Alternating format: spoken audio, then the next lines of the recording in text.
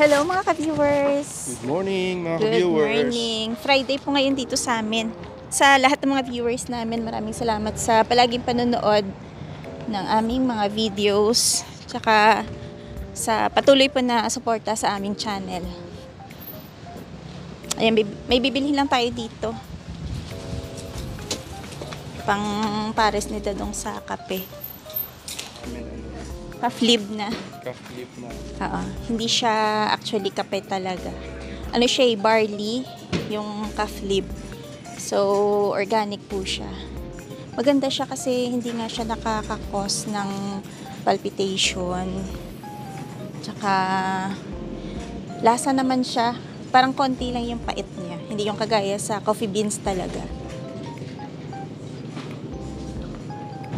Garlic bread. Hindi ba ito yon? Papa, ito oh. Toast. Ito naman siya. Ganyan yung toast nila dito. Texas toast. Akala ko baka dapat naka ano ka na ngayon. Naka brown wheat bread. Ano pinag-iba nito? Garlic. Ito naman, garlic parmesan. So, plain garlic lang. Garlic lang sa'yo. Naka-sale siya. Yun na yung pampares niya sa kanyang calf-lib.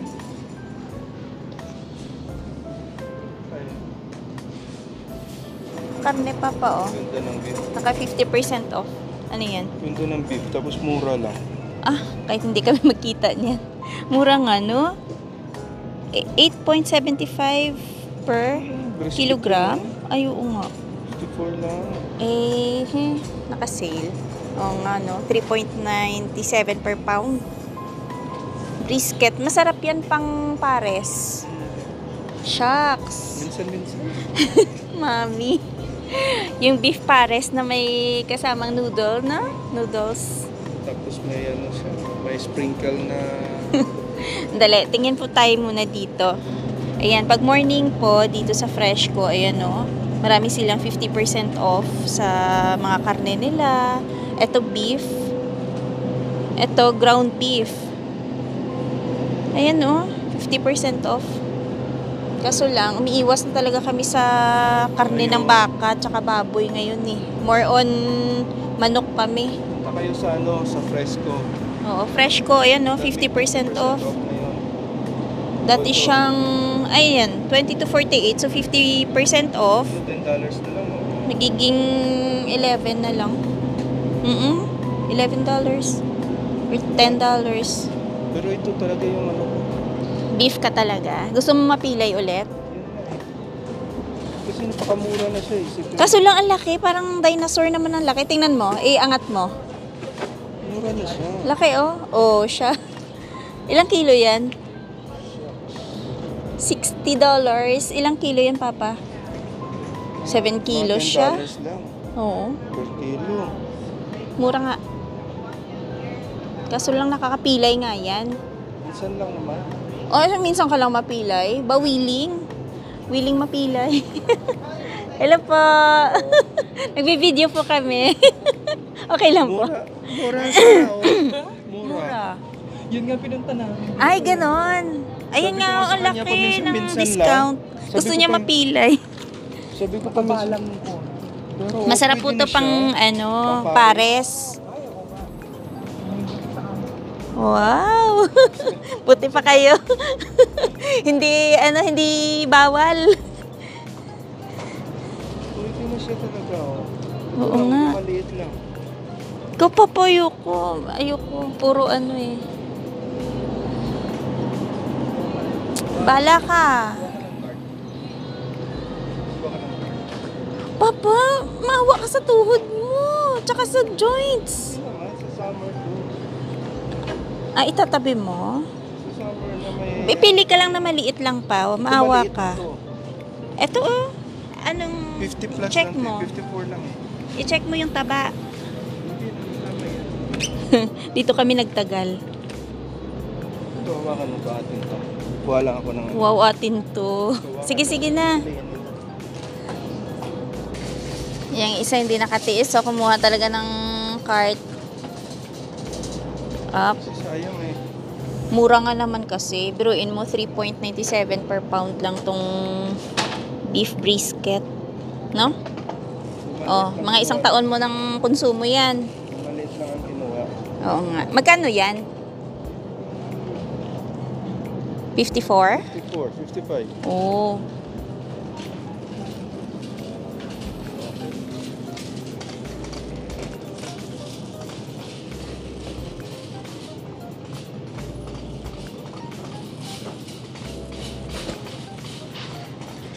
Ano ba tayo ngayon? Friday?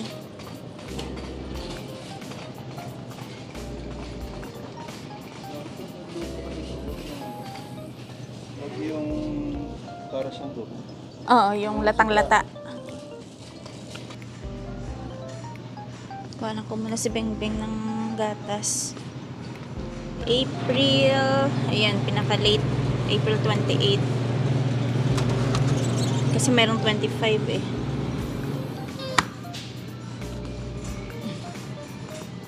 Ay, hindi ka pala. Pala. Sayang. Aray. Dito na ustas oh. Aray. Yung... Tawag nito. Ano titingnan mo?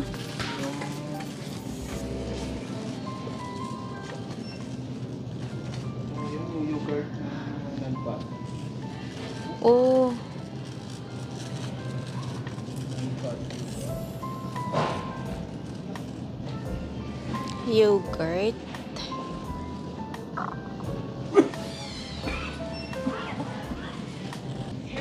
Gahanap siya ng low-fat daw na yogurt. Kasi hindi naman ako nakaka-try ng ganun, kaya hindi ko alam. Meron ba? Basahin mo lang maigi.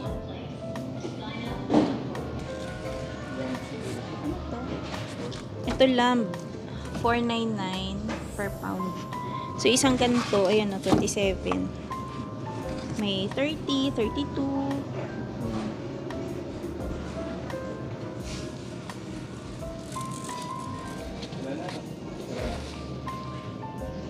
Okay na yan.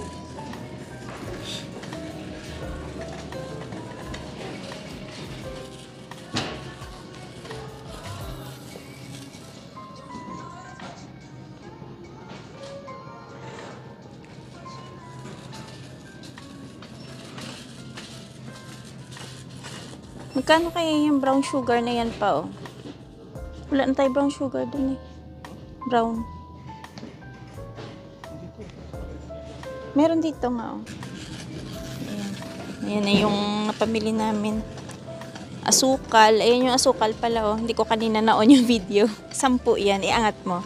Ilang kilo? Yan yung maganda eh. Malalaki yung granules niya. Ah, 4.5. Naka-sale siya na 12 yung regular price. Ang ganda ng mga flowers nila, oh. Spring na spring na. Ay, ito pa pa yung rose, oh. Rose, kaya lang. Ang cute. Kaya lang ano. Pa, ano yan? Uy, alam mo, may mga rose ako nakikita na tumutubo ulit. Yung maliliit. Hindi ko alam kung ito yun. Parang yun natin. Perennial ba to? Ang ganda ng kulay, oh. Purple. Ay, may money tree sila to. Ba't ang mura? 297? O sa ibang item yan? Move ka dun pa. Tingin tayo. Tingnan mo, Papa, kung anong yung pangalan niya. Ayan, check natin to.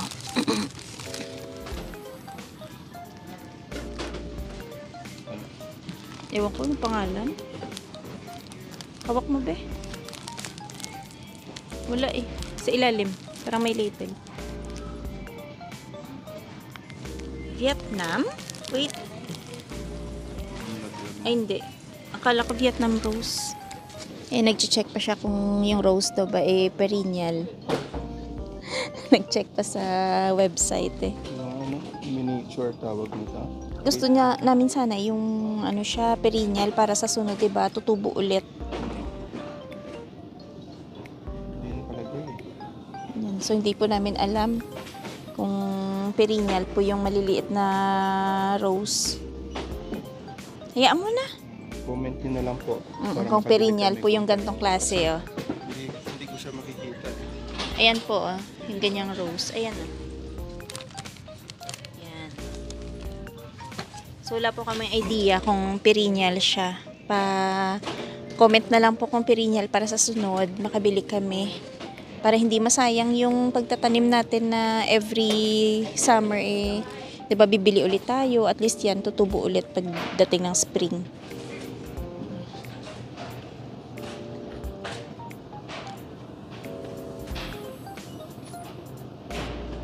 SIM card, yes. Dito yung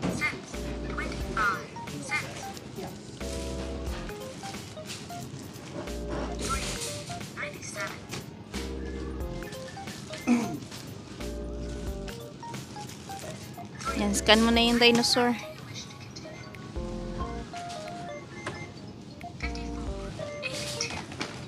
Ay, grabe yung dinosaur niya. Ang laki.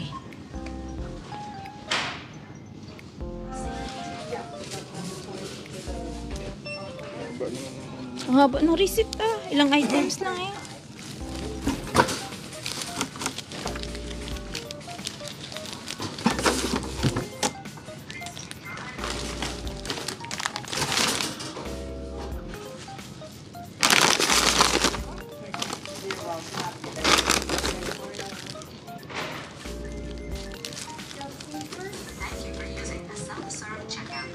Okay na yun pa.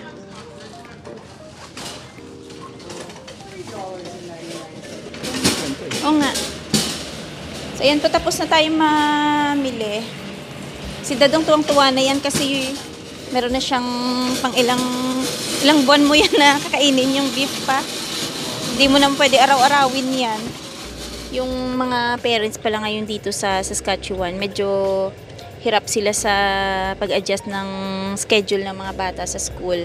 Kasi ongoing pa rin yung pag-strike ng mga teachers. So, bale, yung iba, nahirapan na, halimbawa, lumabas sila ng trabaho nila kasi walang taga-sundo sa anak nila. Siyempre, naging shortened kasi po yung period ngayon ng pasok dito ng mga bata. So, yung iba daw, nagkakaroon sila ng problema sa pag-pick up ng mga anak nila. Tapos, yung hindi sila makakalabas agad sa work nila. So, ang nangyayari, ma-absent na lang daw yung mga bata. May ibang company siguro na napakiusapan na halimbawa ganyan, nagbago bigla yung schedule ng mga bata, no? Ang iba, nakakalabas para mag-pick up sa mga anak nila. Pero may iba na pahirapan daw yung pagpapaalam para makalabas at makapick up sa mga anak nila sa school. So, yun nga, yung naging paraan nila, pinapa-absent na lang yung mga anak nila kaysa yung sila yung makulangan ng oras sa trabaho. Kaya marami daw mga uma-absent din ng mga bata ngayon. Pero may 1 week na shortened lagi yung period ng mga bata. Tapos nakalagay pa dun sa email ng school na until further notice daw yung pagbalik nun sa normal na oras ng pasok. So, kagaya niyan, yung mga bata na sinuservice ng bus, syempre hindi naman pwedeng iwanan ng bus driver yan dyan sa pick-up point na walang taga-sundo.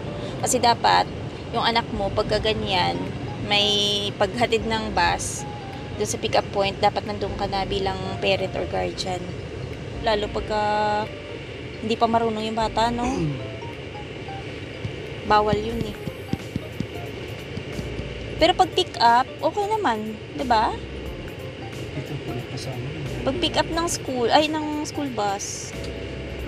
Oo nga, napapansin ko ibang mga bata dyan pagka nag-aantay para sa bus sa umaga. Wala naman silang guardian na kasama.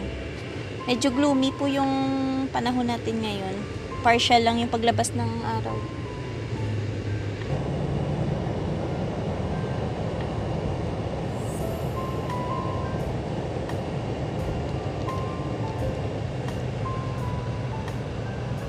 Ayun, Dito pala sa intersection ng Dudni tsaka itong Luvan, dito sa amin sa Regina. Lately lang, pinapatupad na nila dito yung rule dito sa traffic light na pag kumanan ka, kailangan mag full stop ka. Kasi may camera na po dito. Dati kasi wala yan eh. Pag naka red light, dapat full stop ka.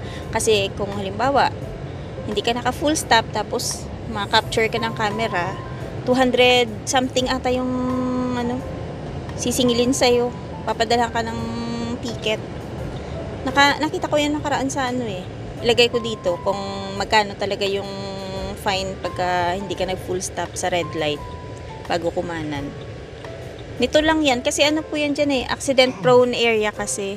Kaya po sa taga rito na hindi pa po aware dyan sa bagong traffic light rule dyan sa sa Dudni tsaka Luvan, maging aware po kayo dyan kasi baka mapaliko kayo ng pakanan at hindi kayo naka full stop sa red light.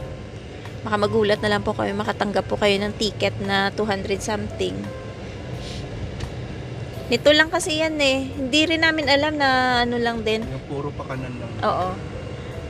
Pagka papunta ka ng ospital from dito sa bandang Mosaic from south, punta ka ng hospital ng ng Pascua. Pagdating mo sa corner, Stop ka basta talaga. ka naka-red light, Pag naka full red. stop ka. Buti na nga lang din alam namin kasi minsan pa pag medyo nata-traffic tayo, umiikot din tayo dyan, no? At least ngayon aware na tayo. Magulat ka na lang, bakit ako may ticket na 200 something? May Bronco. Kanino yan? So, dito na po kami sa bahay. Pipe. Sa kabila siguro. Maraming salamat po sa palagi panonood ng mga videos namin. Si Dadong, hindi pa niya tapos yung gate. May kulang pa kayong kahoy pa no? Hindi, meron na nakabila na siya. Meron na. So, time na lang pala niya yung inaantay. Dito na tayo. Ayun. Ay. Ganyan. Dati kasi dire-diretso So, ngayon, meron na tayong liit. Ayan. May pagit na. Kasi ito, hindi pa niya nalagay yung dyan. Yung kulang na kahoy. Dahil hindi pa... Natabas mo na ba? Pusa. Natabas mo na ba? Hindi pa.